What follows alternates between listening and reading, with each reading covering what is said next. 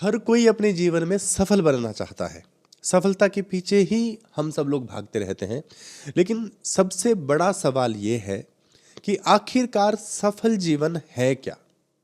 किसे कहेंगे कि हम सफल हो गए या फिर हमारा जीवन सफल हो गया? क्योंकि जिसे हम सफलता मानते हैं, भगवान श्री कृष्ण उसको सफलता नहीं मानते हैं। उनका कहना कुछ और ही है। तो आज का जो श्लोक है महत्वपूर्ण है, क्योंकि भगवान श्री कृष्ण अर्जुन को कर्म योग के विषय में जो गूढ़ ज्ञान दे रहे हैं, उसी में ही इस प्रश्न का उत्तर भी छिपा हुआ है। और अगर हमने ये जान लिया तो शायद हम हमारे भीतर जो अपराध बोध है, जो गिल्ट है कि हम सफल नहीं हो पाए या हम वो हासिल नहीं कर पाए, ये खत्म हो जाए और आप अपने जीवन में और भी ऊंच आगे बढ़ सकते हैं। इसीलिए जल्दी से पढ़ते हैं हमारे आज के इस श्लोक को, जो कि है श्लोक number 44 chapter number 2। Shri Krishna Arjun को कहते हैं, भोगैश्वर्य प्रसक्ता नाम तया परहित चेतसाम व्यवसायित्मिका बुद्धि ही समाधौ न विधीयते। अब हम इस श्लोक के पहले पदों का अर्थ समझ लेते हैं। सबसे पहले भोग ऐश्वर्य प्रसक्ता नाम, इसका अर्थ ये हुआ कि जो मनुष्य भोग और ऐश्वर्य में अत्यंत आसक्त है, यानी कि उसमें लगा हुआ है, उसका जो इंटरेस्ट है वो उसी में ही है। उसके बाद है तया अपरहित चेतसाम। तया का मतलब है उस पुष्पित वाणी से, और अपरहित चेतसाम का मतलब है जिसका अंतःकरण हर लिया गया हो। ठीक है, भोगों की तरफ चला गया हो। ठीक है, जिसका मन भोगों में लगा हुआ है। आगे है व्यवसायित्मिका बुद्धि ही। तो व्यवसायित्मिका बुद्धि के बारे में हमने पिछले श्लोकों में पढ़ा है अच्छे से। फिर भी इसका मतलब है एक निश्चय वाली बुद्धि। व्यवसायित्मिका का मतलब होता है एक निश्चय वाली, और बुद्धि मतलब बुद्धि। आगे है समाधौ। समाधौ का यहाँ पर अर्थ है परमात्मा में न नहीं विधीयते होती। ठीक है, अब हम एक सीक्वेंस में इसकी पहले व्याख्या को पढ़ लेते हैं।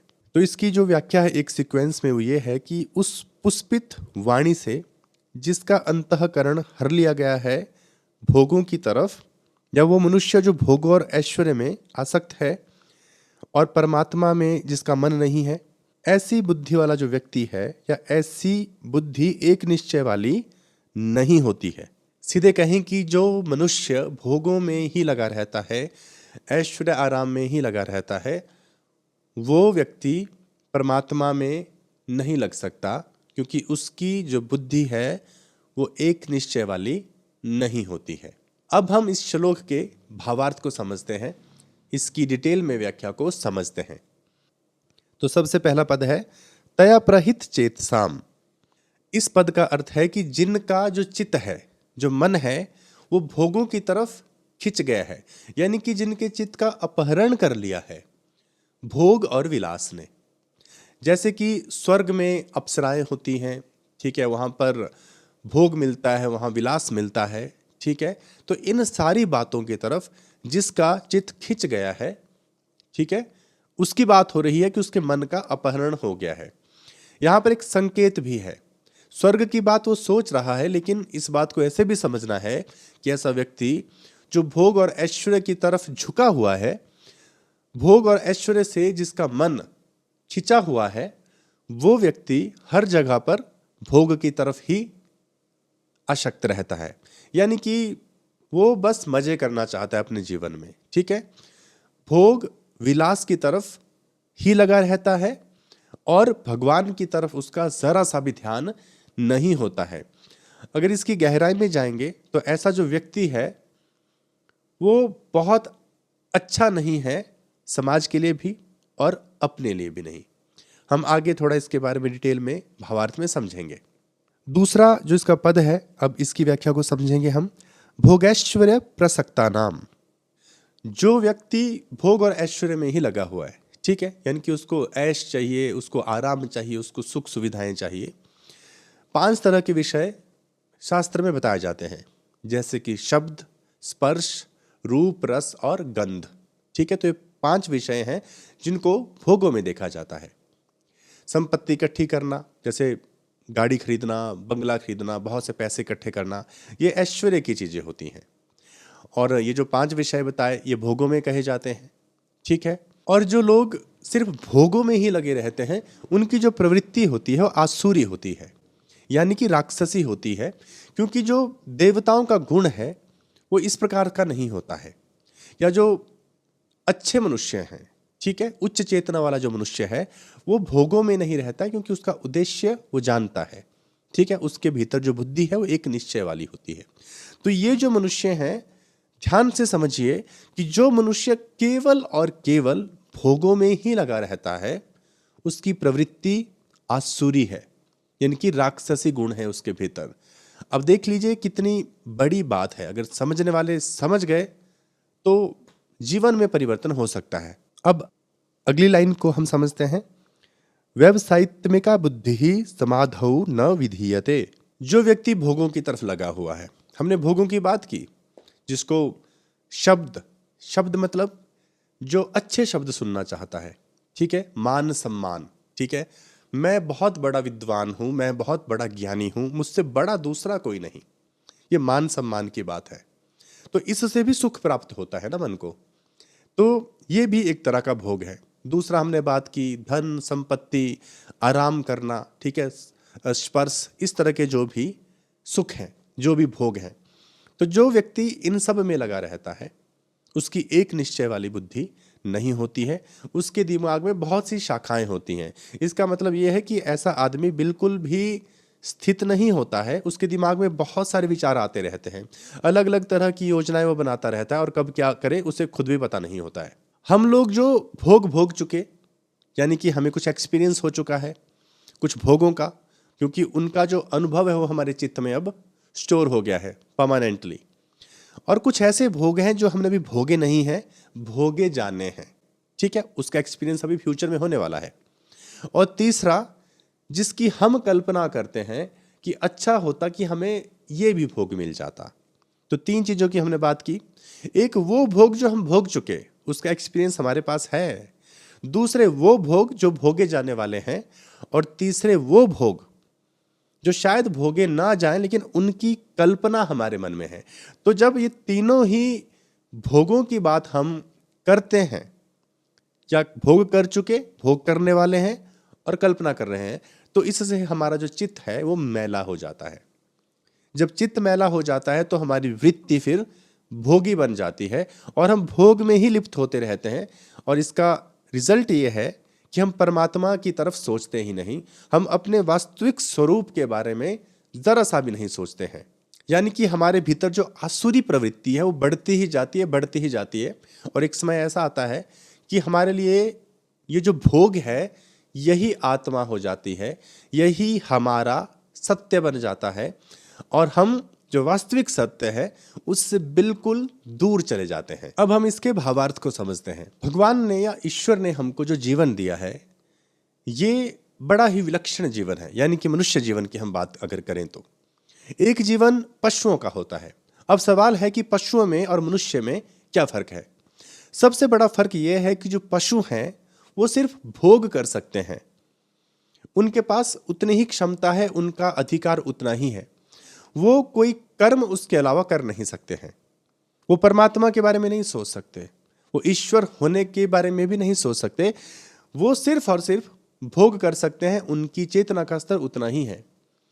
लेकिन मनुष्य है जो भोगों के अलावा भी कुछ कर सकता है। ये एक महत्वपूर्ण सवाल है कि हम में और पशुओं में क्या फर्क है, क्योंकि बहुत सारी ऐसी चीजें हैं जो हम में और पशुओं में बिल्कुल एक समान है। शायद बहुत सी जगहों पर तो पशु हमसे बेहतर ही साबित होंगे, क्योंकि वो अपना जो भी उनका काम है भोगना उसको सही तरीके से करते हैं।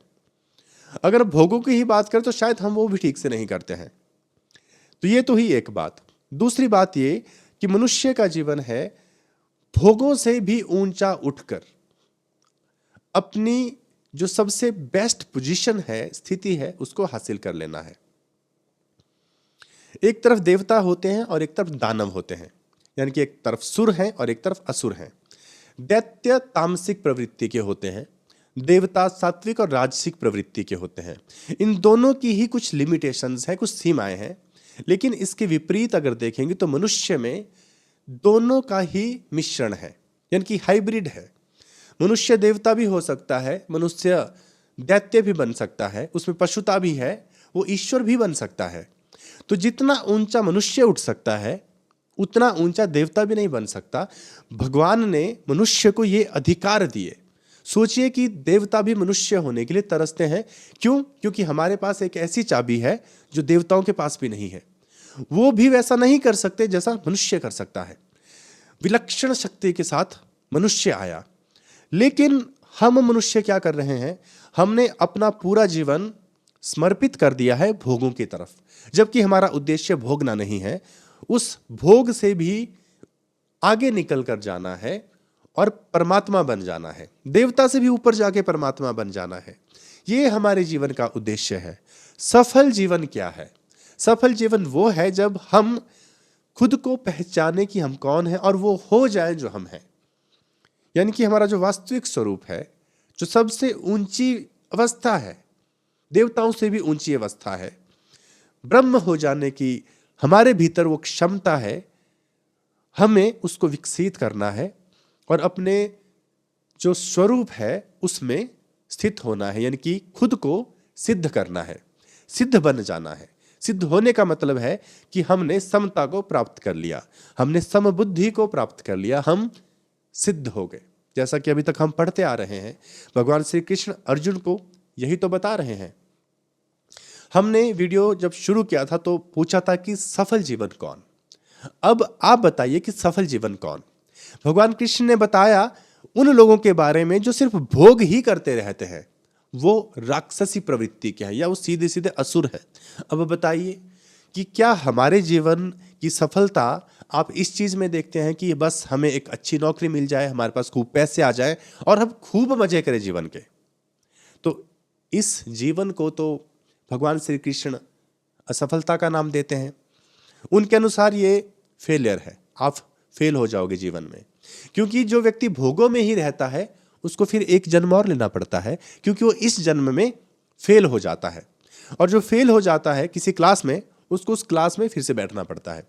इसलिए बार बार जन्म होता है, क्योंकि हम असफल हो जाते हैं जीवन में। तो सिर्फ भोग करना सफलता नहीं है जीवन की।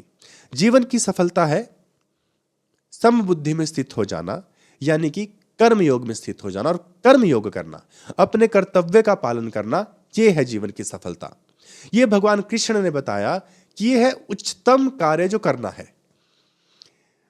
कोई बड़ा अच्छा करियर नहीं है, कोई बात नहीं, लेकिन आप धर्म से अपना कर्तव्य तो कर रहे थे। अगर यह हो गया जीवन में तो जीवन सफल हो जाएगा। फिर इस जीवन से बार बार जन्म लेने का झंझट खत्म हो जाएगा। अब यह भी सवाल हो सकता है कि बार बार जन्म लेने में क्या समस्या है? सही है, लेकिन जब दुख पड़ेगा ना जीवन में, जब दुख आता है ना खतरनाक वाला, तब समझ में आता है कि क्यों बार बार जीवन नहीं चाहिए। बार बार जन्म लेने से समस्या नहीं है, लेकिन बार बार अज्ञानता से समस्या है।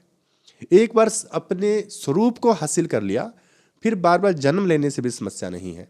क्योंकि जो व्यक्ति होश में है ना, फिर उसको कोई फर्क नहीं पड़ता। वो इस दुनिया में जीते हुए भी हमेशा आनंद की स्थिति में रहता है। यानी कि अंधेरे में अगर चलना है तो आपके पास टॉर्च तो चाहिए, रोशनी तो चाहिए। तो बात यह हो रही है कि आपके पास क्या ज्ञान की रोशनी है? अगर रोशनी है तो फिर आपका जीवन सफल ही सफल है। हमेशा ही आप सफलता को ही प्राप्त करेंगे, क्योंकि सिद्ध हो जाना ही सफलता है। तो जीवन की सफलता कोई बड़ा करियर बनाने में नहीं है, करियर बनाने के बाद भोग करने में नहीं है। सफलता है एक ऐसा करियर बनाने में जहां आप अपने कर्तव्य को ठीक से पूरा कर सके। भगवान श्री कृष्ण पिछले कुछ श्लोकों से अर्जुन को कर्मयोग के बारे में ही बता रहे हैं। वो बता रहे हैं कि कैसे तुम समबुद्धि को प्राप्त कर सकते हो। व्यवसायित्मिका बुद्धि क्या है, अर्जुन को कृष्ण यही बता रहे हैं। जीवन का उद्देश्य यह है कि हम दूसरों के दुखों से दुखी हो जाएं और दूसरों के सुख में अपना सुख देखें। ये बात गहरी है, क्योंकि जो व्यक्ति दूसरों के सुख से सुखी हो जाता है, आमतौर पर ऐसा नहीं होता है। आमतौर पर मनुष्य में ईर्ष्या द्वेष जागृत हो जाता है। इसीलिए जो व्यक्ति दूसरे के सुख से सुखी हो जाए, आनंदित हो जाए, वो व्यक्ति त्यागी होता है, क्योंकि ऐसा सिर्फ और सिर्फ त्याग से होता है। जिस व्यक्ति ने अहंकार का त्याग कर दिया हो, वो इस स्थिति को प्राप्त करता है। और वही मनुष्य किसी के दुख से दुखी हो जाता है। यानी कि वो किसी को दुख नहीं देना चाहता है, वो सबको सुख देना चाहता है।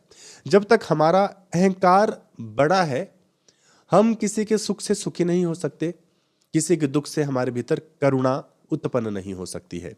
तो जीवन का उद्देश्य क्या है, जीवन की सफलता क्या है? जीवन की सफलता है अहंकार का त्याग कर देना। इसको त्यागते हुए किसी भी समृद्धि को पा लेना। 100 करोड़ कमा लो, 1000 करोड़ कमा लो, कोई समस्या नहीं है। लेकिन सवाल यह है कि क्या अहंकार को त्याग दिया? क्या भोगों को भोगने की जो वृत्ति है वो समाप्त हो गई? सब कुछ है लेकिन भोगने की कोई इच्छा नहीं है। हम समता में स्थित हो चुके हैं। ये है जीवन की सफलता। बहुत से लोग इस गिल्टी में रह जाते हैं कि लाइफ में शायद हम ये हासिल ना कर पाए। फिर बात वही है, हासिल करना उद्देश्य नहीं है, त्याग करना उद्देश्य है। जन कल्याण के लिए अपने आप को न्यौछावर कर देना जीवन की सफलता है। जिन क्रांतिकारियों ने फांसी स्वीकार कर ली, उनका जीवन सफल है। वहां उन्होंने कुछ हासिल नहीं किया, उन्होंने त्याग किया। त्याग ही जीवन की सफलता है, त्याग ही जीवन का उद्देश्य है, त्याग ही मुक्ति है, त्याग ही मोक्ष है। इसीलिए हमें त्याग की तरफ बढ़ना है, लोगों के कल्याण की तरफ बढ़ना है, परमार्थ की तरफ बढ़ना है। और यही कर्मयोग सिखाता है। और यही कर्मयोग है वो कर्म जो अहंकार को मिटा दे, वो कर्म जो लोगों का कल्याण करा दे, वो कर्म जो स्वयं की पहचान करा दे। वही कर्म से योग प्राप्त होता है और उसी को कर्म योग कहते हैं। और जीवन में अगर कर्म योग कर लिया या उसको जान लिया, वो है जीवन की सफलता। कर्म योग, जिसको भगवान श्री कृष्ण अर्जुन को समझा रहे हैं। उम्मीद करता हूं आपको ये श्लोक अच्छे से समझ आ गया होगा। अब मिलेंगे हम अगले वीडियो में अगले श्लोक के साथ। तब तक के लिए आप अपना ख्याल रखिए।